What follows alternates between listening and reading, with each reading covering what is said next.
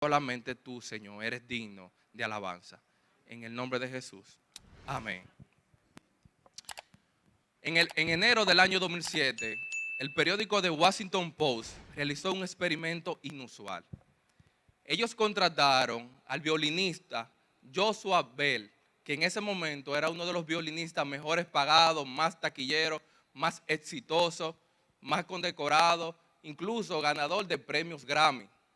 Y ellos los contrataron para que este hombre tocara durante 45 minutos en una estación del metro en Washington, D.C. El hombre estuvo tocando ahí durante su tiempo con un violín que costaba nada más y nada menos que 3.5 millones de dólares. Durante todo el tiempo que estuvo ahí, entraron miles de personas y salieron de la estación. Pero solamente 7 personas se detuvieron a escucharle. Y de las 7, solamente una le pudo reconocer. Y él pudo recolectar en propina $32. Lo curioso del caso es que el día anterior, el mismo violinista, con el mismo violín, había realizado un concierto en Boston, donde la entrada por persona costaba alrededor de $100. Y la sala estaba totalmente llena. Miles de personas fueron a verle y tuvieron que pagar. Pero en el metro, sin reconocimiento, sin etiqueta, sin anuncio, pasó totalmente desapercibido. Y la pregunta es, ¿por qué? Porque la gente no le conocía. ¿Qué pasa cuando el mundo vive de espalda a Dios y no le reconoce como Rey de Reyes y Señor de Señores? ¿O qué pasa incluso como nosotros, los que decimos que somos cristianos, muchas veces la presencia de Dios pasa desapercibida por nuestros ojos, su eterno poder, su deidad, y no logramos reconocerle? Y así como la gente pasó de largo ante un genio del violín, así mismo la presencia de Dios muchas veces pasa por nosotros de largo, y es porque no le conocemos. Dios siempre está obrando en la humanidad. Dios siempre está hablando. Dios siempre está intercediendo con su pueblo. Pero si no le conocemos, si no lo reconocemos, tampoco le vamos a disfrutar. Y la realidad es que estamos ante una generación que estamos tan ocupados, tan distraídos, tan centrados en las cosas superficiales, que muchas veces no percibimos la hermosura de Dios, su carácter, su eterno poder, su deidad, su gracia, la hermosura de su amor. Esto es triste, amado hermano, porque esto no solamente ocurre allá afuera, también pasa con la iglesia. Muchas personas vienen semanas tras semanas, escuchan las alabanzas, escuchan las predicaciones, pero no conocen al Dios que están adorando, no conocen al Dios que están escuchando. Y la realidad es que vivimos en una época con todas las libertades de información. Nunca ha sido tan fácil saber cosas sobre Dios. Pero paradójicamente también vivimos en una de las generaciones que menos le conoces. Sabemos mucho y es la realidad, pero conocemos muy poco. Y cuando no conocemos a Dios, entonces tenemos una vida que vivimos sin propósito, servimos sin pasión, oramos sin fe o adoramos sin asombro. El pastor A.W. Tozer lo resumió esto diciendo: lo que viene a nuestra mente cuando pensamos en Dios es lo más importante de nosotros, porque todo lo demás queda en un segundo plano. Nuestras relaciones, nuestro trabajo, nuestros sentimientos, nuestras decisiones va a depender de lo que yo creo acerca de Dios. Va a depender de cómo yo conozco a Dios. Si yo tengo un conocimiento distorsionado de Dios, también voy a tener una vida distorsionada. Cuando el apóstol Pablo le escribió a la iglesia de Colosa, una iglesia joven, pero vulnerables a filosofías paganas, a un legalismo religioso que siempre estaba atacando a las iglesias del Nuevo Testamento, él no empezó con una advertencia muy dura, aunque sí lo va a tratar más adelante en la carta. Empieza este pasaje en el capítulo 1 con una oración, una súplica pastoral, y es que ellos sean llenos del conocimiento, de la voluntad de Dios en toda sabiduría e inteligencia espiritual. ¿Por qué? Porque el apóstol Pablo sabía que si ellos conocían a Dios, todo lo demás iba a quedar en un segundo plano. Así mismo pasa con nosotros. Cuando conocemos a Dios en la intimidad, todo lo demás va a depender de lo que yo creo acerca de Dios. Todo lo demás se va a sujetar a eso. Y esa es la base de nuestro mensaje en esta mañana. No hay un conocimiento más importante, más urgente o más transformador que conocer a Dios en la intimidad. Quiero que vaya conmigo al versículo 9, el primer punto. El conocimiento de Dios comienza con una llenura espiritual. Verso 9. Por lo cual también nosotros, desde el día que lo oímos, no cesamos de orar por vosotros y de pedir que seas llenos del conocimiento de su voluntad en toda sabiduría e inteligencia espiritual. En el versículo 3 el apóstol Pablo le dice, siempre orando por vosotros. Pero ahora él le va a decir por cuáles cosas específicas él estaba orando. Y era para que ellos sean llenos del conocimiento de la voluntad de Dios. Y esto no era una oración casual. Esto tampoco era un conocimiento superficial. Esto muestra que era una oración constante, persistente e insistente. Esta no era una oración momentánea. Esta era la oración de un hombre que conocía a Dios y estaba orando para que los demás lo conocieran. Esta era una oración de un hombre que sabía lo que era pagarle el precio por servir al Señor, porque lo conocía, y esa era su oración, que colosenses sean llenos del conocimiento de Dios. El verdadero conocimiento no se obtiene por accidente. No fue que hoy yo me levanté iluminado y conozco a Dios. Debe haber una obra continua del Espíritu Santo en nuestros corazones. Solamente así nosotros seremos llenos del poder de Dios. Yo creo que esta es una confrontación directa a nuestras oraciones. Muchas veces superficiales, egoístas. Pedimos muchas cosas, oramos por muchas cosas buenas, pero pasajeras, por salud, por trabajo, por logros personales. Y Dios interesa que oremos por todas estas cosas. Y está muy bien que lo hagamos. Pero este pasaje nos enseña en esta mañana que hay algo más importante por lo que nosotros no podemos cesar de orar. Y es que seamos llenos del conocimiento de Dios. Examinemos nuestras oraciones, querido hermano, en esta semana. Primeramente pensemos qué tiempo yo dediqué a orar, qué tiempo yo saqué para orar. Porque Él está diciendo, no cesamos de orar. ¿Qué tiempo yo saqué a orar? Y si luego digo, saqué el tiempo, examinemos nuestras oraciones. Nuestras oraciones, ¿hablan más de nosotros o hablan más de Dios? Si alguien nos escuchara orar en la intimidad, ¿qué pensaría? ¿Pensaría que amamos más las bendiciones o al Dios que nos da las bendiciones? Preguntémonos, ¿cuándo fue la última vez que yo oré por la petición de alguien? ¿Cuándo fue la última vez que oré para que mi familia, mis amigos, mis compañeros de trabajo sean llenos del conocimiento de la voluntad de Dios? Porque la realidad es que si queremos ser una iglesia unida, necesitamos ser una iglesia que ore los unos por los otros. Si queremos tener familias unidas, necesitamos ser hombres y mujeres de Dios en oración, que oremos para que nuestras familias sean llenos del conocimiento de la voluntad de Dios. Esta llenar no era un poco de conocimiento, no era probar una cucharadita de un pastel. La oración era que ellos fueran totalmente influenciados, gobernados, dirigidos por ese conocimiento. Analicemos nuestras vidas. ¿Soy yo dirigido por el poder de Dios? ¿Soy yo dirigido por lo que creo acerca de Dios? Necesitamos ser llenados, necesitamos ser gobernados. Toda nuestra vida necesita ser dirigida acerca de mi conocimiento de Dios.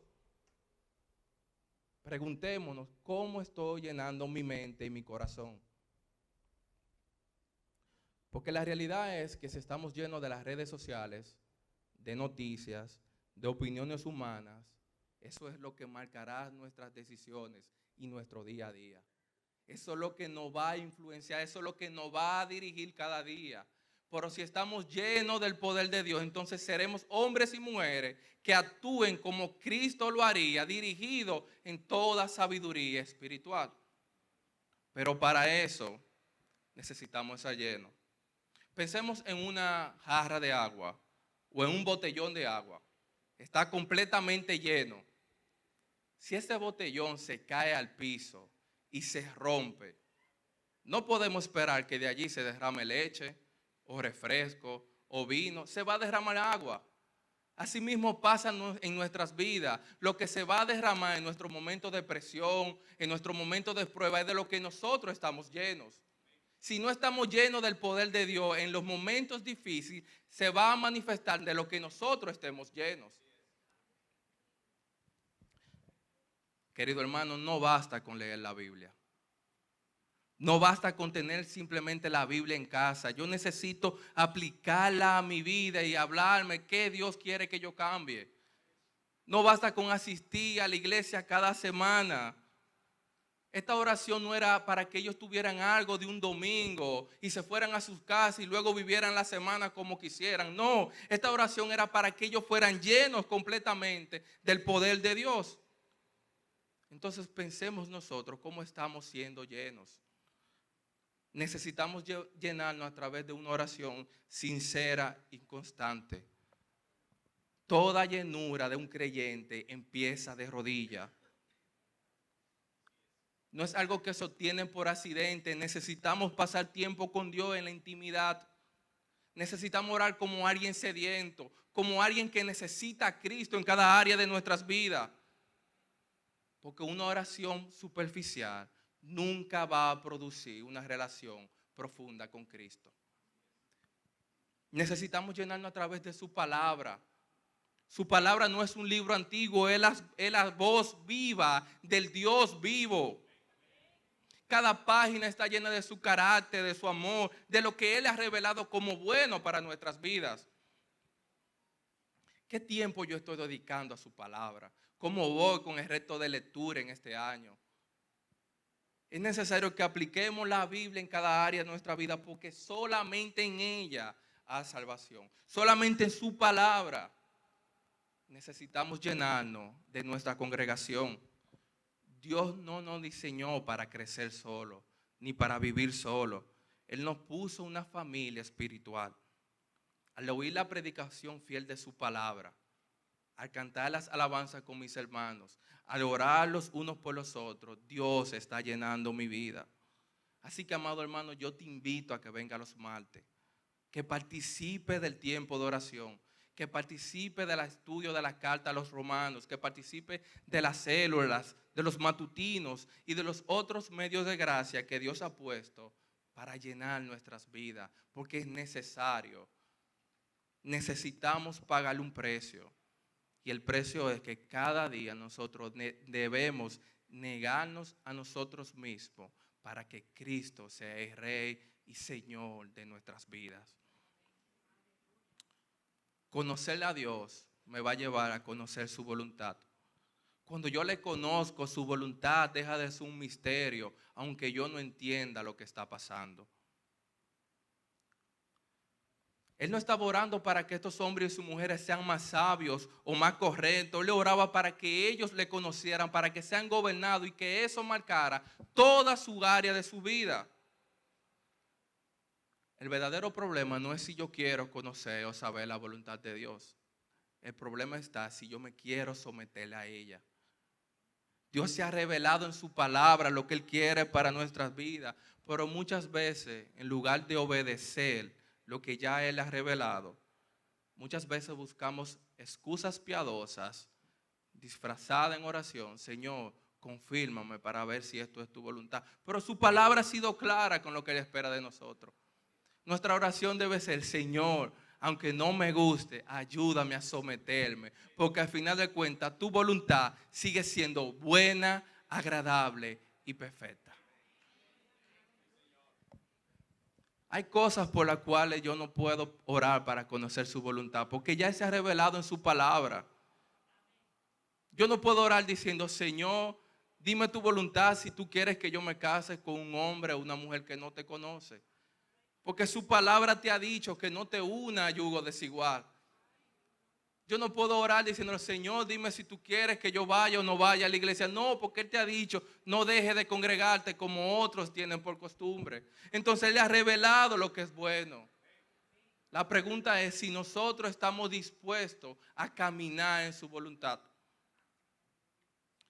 Uno de los más grandes anhelos del corazón de un creyente genuino es saber lo que Dios quiere para mí. ¿Qué Dios espera de mí?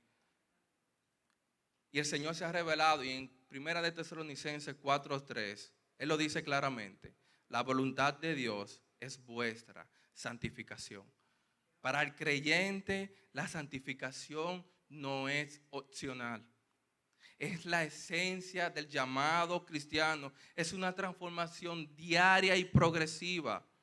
Este no era un mensaje popular para la iglesia greco-romana. Tampoco es un mensaje popular para nosotros, porque nos está llamando a que yo debo negarme a mí mismo para seguir a Cristo. La santificación es una evidencia clara de que yo estoy creciendo al Señor. Y eso se ve manifestado cuando yo vivo una vida digna del Señor, agradándole en todo, llevando fruto y creciendo en el conocimiento de Él. Así que, amado hermano, el mensaje es claro. Si tú quieres vivir, o si yo quiero vivir, siguiendo la voluntad de Dios, no esperes señales misteriosas. No esperes señales de Uber, lee su palabra.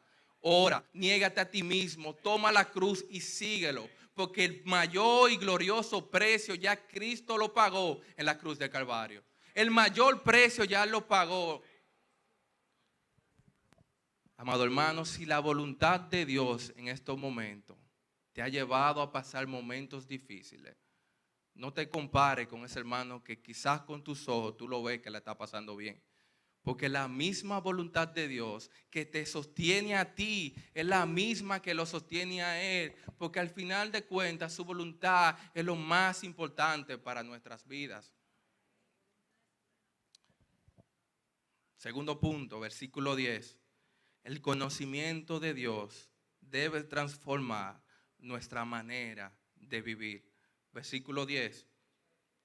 Para que andéis como es digno del Señor, agradándole en todo, llevando fruto en toda buena obra y creciendo en el conocimiento de Dios. En 1956, el doctor Paul Brand, hijos de misioneros ingleses que sirvieron en la India por mucho tiempo, luego de terminar su misión, ellos regresaron a Inglaterra, donde allí su hijo creció, se graduó de la universidad y estaba catalogado como uno de los cirujanos más talentosos en Inglaterra. Pero él tomó una decisión que para muchos de sus amigos fue una total locura. Él dejó todos sus privilegios, sus comodidades en Inglaterra para irse a la India a trabajar con los enfermos de lepra. En esa época, la lepra era vista como una condena social. Las personas eran abandonadas hasta morir. Eran rechazados, eran vistas como personas sin dignidad. Y cuando le preguntan a este doctor, ¿y por qué tú vas para allá? ¿Qué es lo que tú vas a hacer? Si tú tienes todas las comodidades aquí, este hombre le dice, ustedes ven hombres y mujeres sin dignidad. Yo veo hombres y mujeres que necesitan a Cristo. Yo veo hombres y mujeres que pueden ser llamados por el poder de Dios. El conocimiento que este hombre tenía de Dios lo llevó a irse a la India. Durante toda su vida operó a cientos de hombres y mujeres. Y cuando regresa, vuelve una vez más la pregunta, ¿por qué te fuiste tanto tiempo? ¿Por qué abandonaste Inglaterra? Y este hombre le dice, ¿de qué me sirve tener dones y talentos si no lo uso para la gloria de mi Dios? ¿De qué me sirve tener dones si no lo uso para llevar fruto? Toda buena dádiva, todo don perfecto viene de lo alto, del Padre de las luces, en el cual no hay sombra de variación. Querido hermano, si tú tienes algo que considera bueno, fue porque Dios lo puso en tus manos. Entonces, ¿qué estamos haciendo con eso? ¿Lo estamos usando para llevar fruto? Después el apóstol Pablo orar por estos creyentes. Ahora él no solamente se detiene en lo intelectual de que ellos sean llenos, no. Ahora estaba buscando que este conocimiento se vea manifestado en sus vidas, teniendo una vida digna del Señor, llevando fruto y buscando agradarle en todo. El conocimiento que Dios tiene para nuestras vidas no solamente tiene poder para informar nuestras mentes, también tiene poder para transformar cada área de nuestras vidas. Tiene poder para movernos a hacer su voluntad. El andar digno del Señor es un andar conforme a su carácter, pero para eso yo necesito conocerle. Yo necesito saber lo que Dios quiere para mí, para yo saber si estoy andando dignamente de Él. El andar digno busca que mis acciones sean coherentes con mis palabras. Yo necesito ser más de testimonios a las personas que están a mis alrededores que llenarme la boca diciendo, yo soy cristiano. Necesitamos ser Biblias abiertas, que las personas vean que somos hombres y mujeres transformados por el poder de Dios. Necesitamos buscar agradarle en todo. Quien conoce a Dios sabe que esto no es fácil. No es fácil, pero el Señor nos ha dado su Espíritu Santo, el cual nos ayudará que nosotros podamos llegar hasta el final. Él nos ha dado su Espíritu Santo, quien nos ayude en nuestras debilidades, para que así nosotros podamos decir, yo quiero agradarle a Él. Él es el que pone el querer como el hacer por su buena voluntad. No es por tu mérito, no es por mis méritos. El Señor es el que pone el deseo de agradarle. No se trata de agradarle a Dios en algunas cosas, o de agradarle el domingo, o agradarle cuando la gente me ve. Se trata de agradarle en todo, pero para eso yo necesito negarme a mí mismo. Piensa en esto, querido hermano. Si le pidiéramos a nuestros amigos, parejas, compañeros de trabajo y las personas que están a nuestros alrededores, que describieran nuestros currículos, que nos describieran, ¿se atreverían ellos a decir que somos nosotros hombres y mujeres que caminan dignamente para agradar a Dios? ¿Se atreverían las personas cercanas a nosotros a decir que somos hombres y mujeres que le conocemos a Él? ¿Se atreverían ellos a decir que somos nosotros personas que nos negamos para que Cristo sea glorificado? Es necesario que pensemos cómo la gente está percibiendo nuestras vidas. Si yo veo debilidades en mí, se me hace fácil orar por eso. Pero si yo veo debilidades en mi hermano, me cuesta más.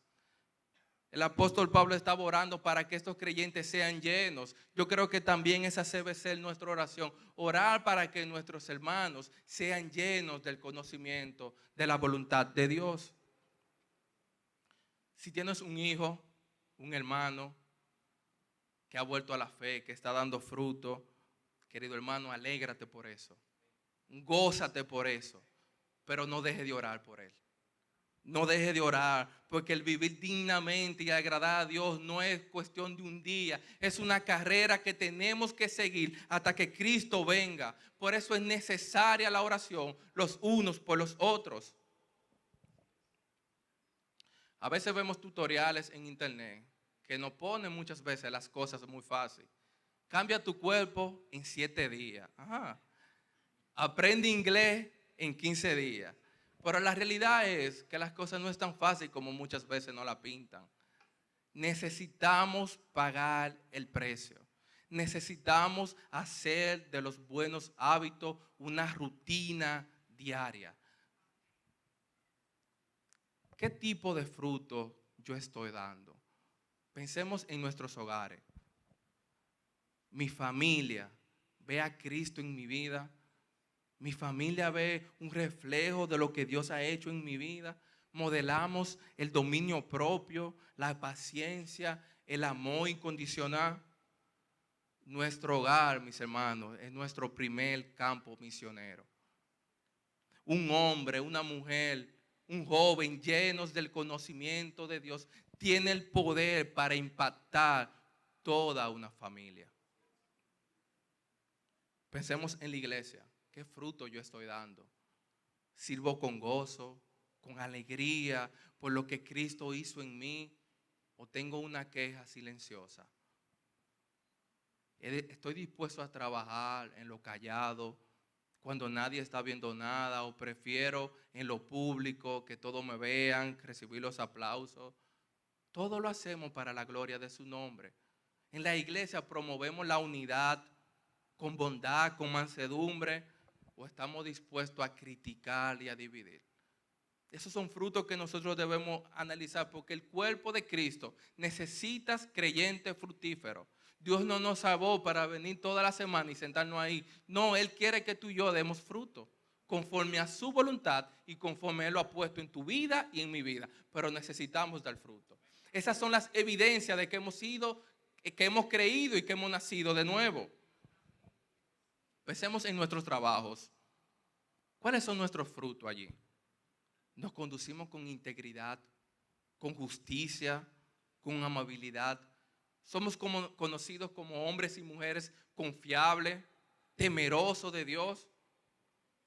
Nuestro trabajo no solamente es un medio para ganar dinero.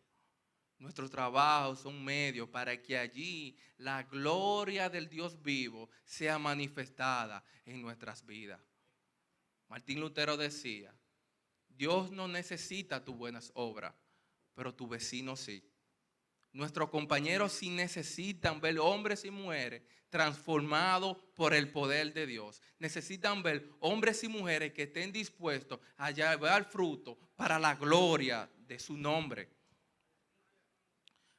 Efesios 2:10 es un pasaje que conocemos. Fuimos creados por Cristo para buenas obras, la cual ya Él preparó de antemano para que anduviésemos en ella. La pregunta es si tú y yo estamos dispuestos a caminar en esas buenas obras. Si tú y yo estamos dispuestos a pagar el precio de llevar fruto. Necesitamos ver cuáles son nuestros motivos para levantarme cada día a trabajar. ¿Cuáles son mis motivos para levantarme cada día? Porque si mi motivo no es Cristo, entonces yo necesito revisarme. Porque todo lo que yo hago ahora lo hago para gloria de su nombre. Conocer a Dios no es un crecimiento automático ni superficial. Requiere tiempo, requiere dedicación.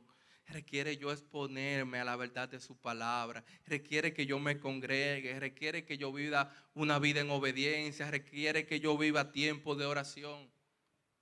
Es un llamado para que la iglesia abriera sus ojos. Lo mismo nos pasa a la iglesia de esta generación.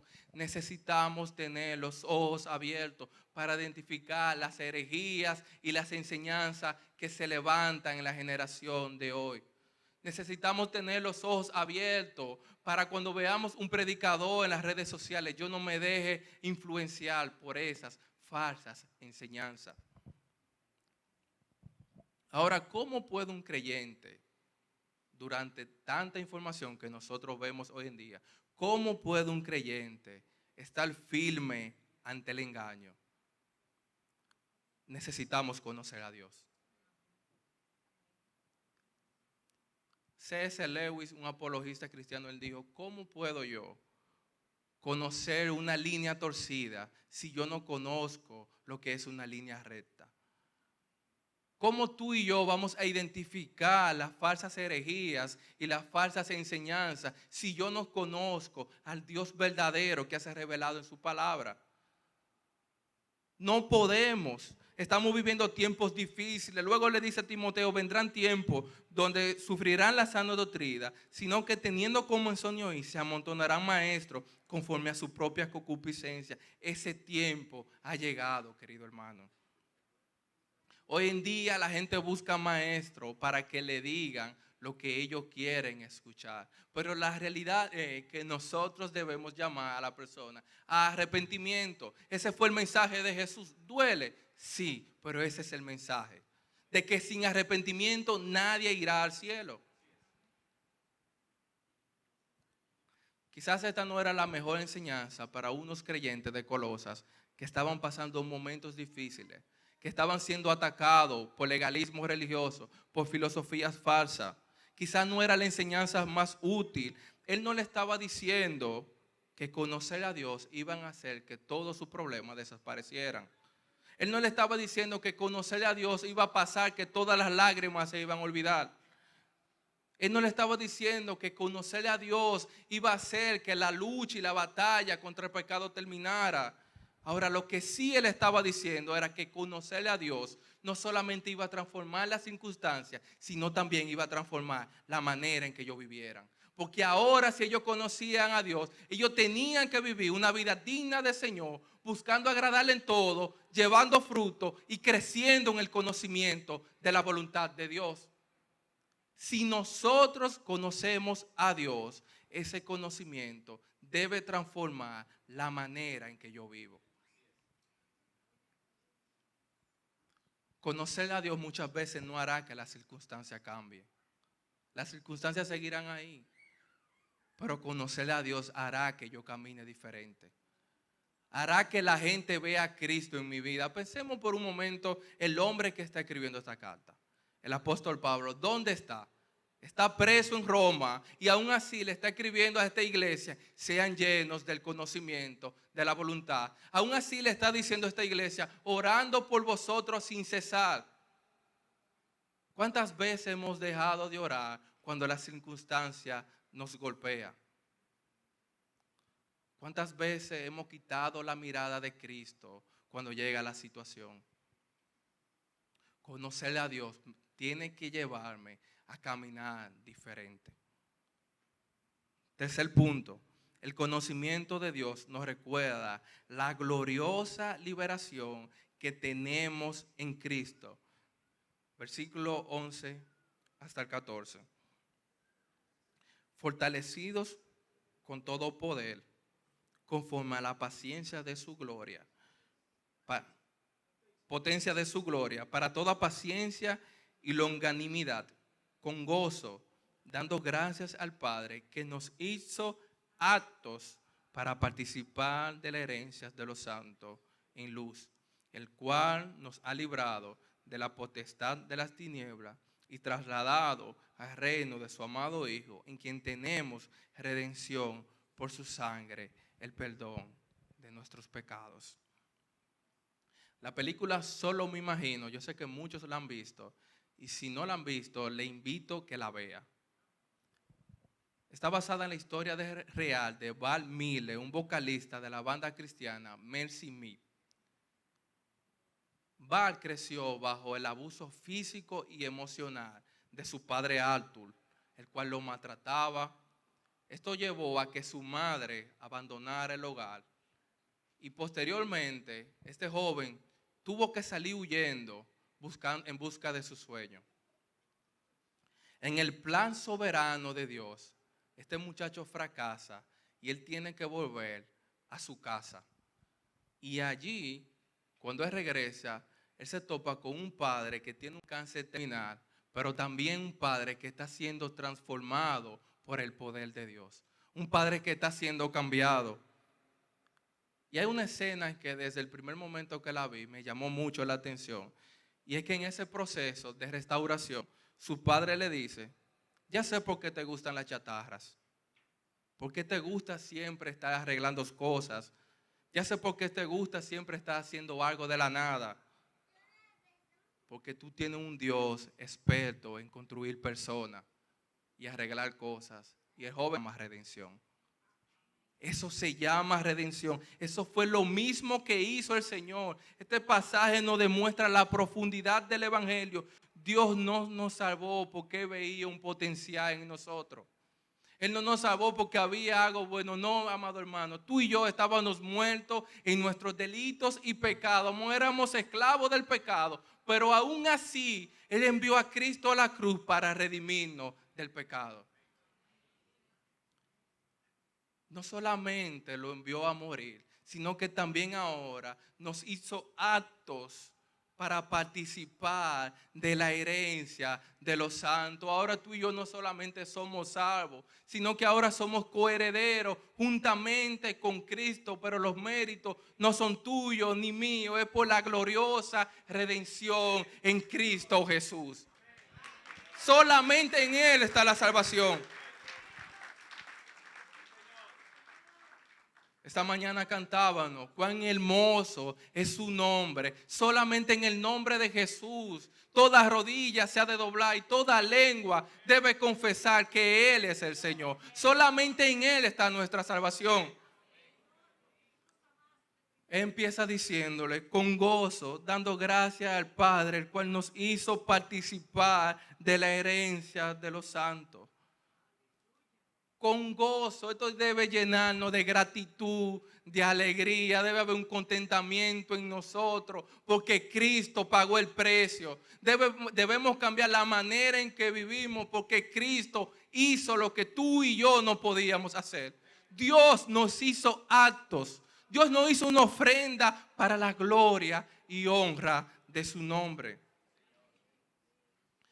Las aflicciones del tiempo presente, querido hermano, no son comparables con la gloria venidera que tenemos reservada a los creyentes para aquellos que están en Cristo Jesús. No se comparará lo que hemos de recibir a aquellos que han sido redimidos del pecado, pero la gloria es de Él, porque es en su nombre.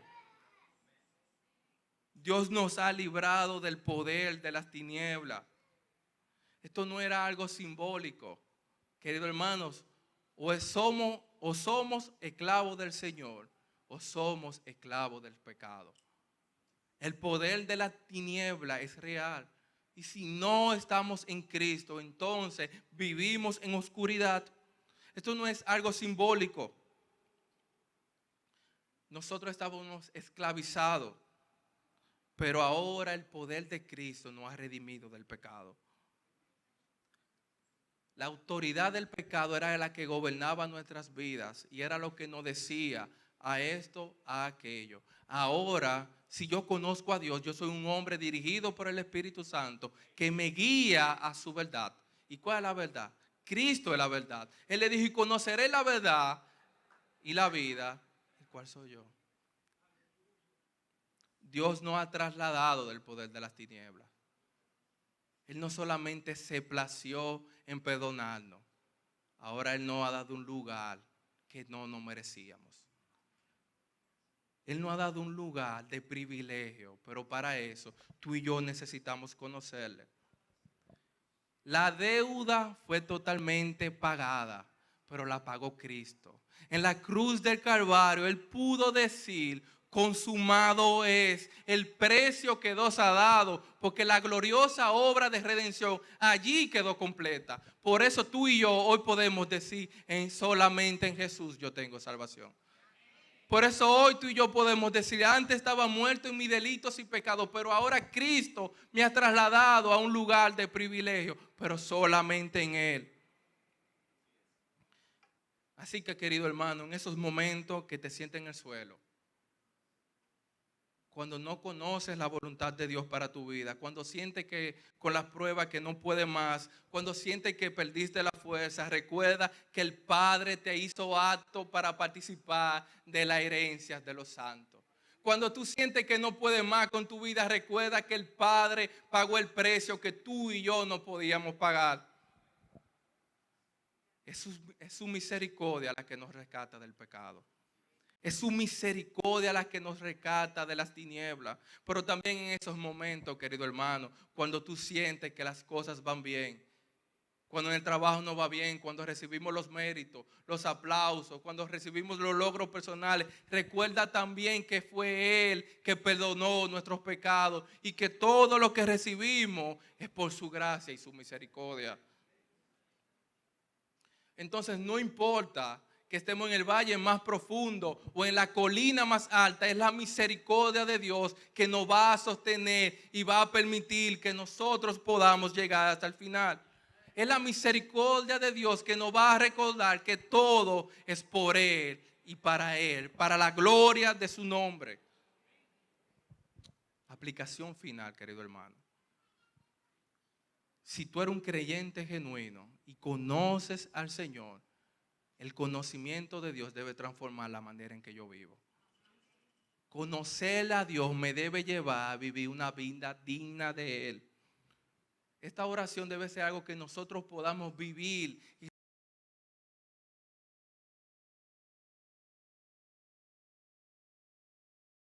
como Él quiere que yo camine.